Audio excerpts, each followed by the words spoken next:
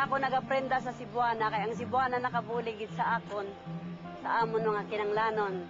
Nagaprenda ako sa akon nga mga alahas, kay ang Cebuana mataas sa presal sang ila pagbaton sa mga alahas. Kag ang mga staff sang Cebuana, nang kanamigid kay ginakomodar ginila ang ilang nga mga nagaprenda sa ila, nga mga customer nila.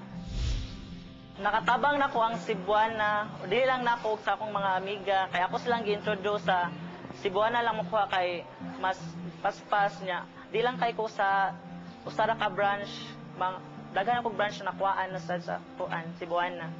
Sa nasa pita diri sa Cebu. Ako nakadawat remittance gikan sa akong anak sa North Carolina, matag simana. Nagsuway ako po sa Zoom diya sa Cebuana, Lawyer. Hangtod hangtod karon diyan lang ko kay medyo dalera, wala daghang problema, dili ingon nga para sa uban nga dili pwede kay nag-apply sila, nya wala. Mayo gyud ang serbisyo nila diya sa mga. Mga 10 to 12 years na ko nga suki sa Cebuana Lawyer. Maprista, kinahanglan tag kwarta mabinda mi kita. Di ato sang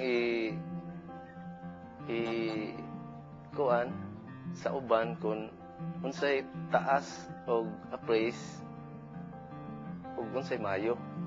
Ako nasuwayan ang Cebuana kay taas sila appraise value, mubo po sila og interest rate sa imong utang. Safety food kay insured man.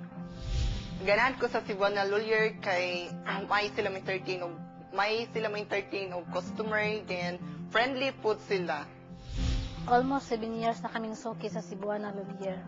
Dako kay nakatabang ang Cebuana Lawyer nako, labi na sa pagkahitabo na ako sa kumbana.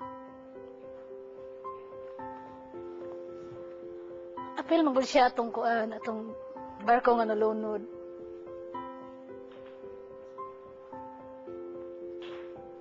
Wala po magtuo nga insured akong bana sa Cebuana.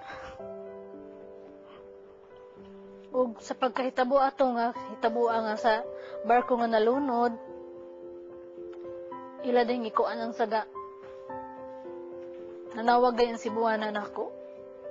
Then dali ra kay sila nga kuan. Nakatabang nako kay ila gid ang gihatag ang ilang nadawat yun ako dayon ang kuan kwarta. Ako magtuo nga nakadawat yun ko. Sabi na ko kuan lang ba, istorya lang. Ako kayo katabang nako. Labi na atong panahon nga wala yun ko. Katabang nako sa akong mga anak. 5 anak ko. Gula ko nagtuo nga naday Cebuana nga matabang nako.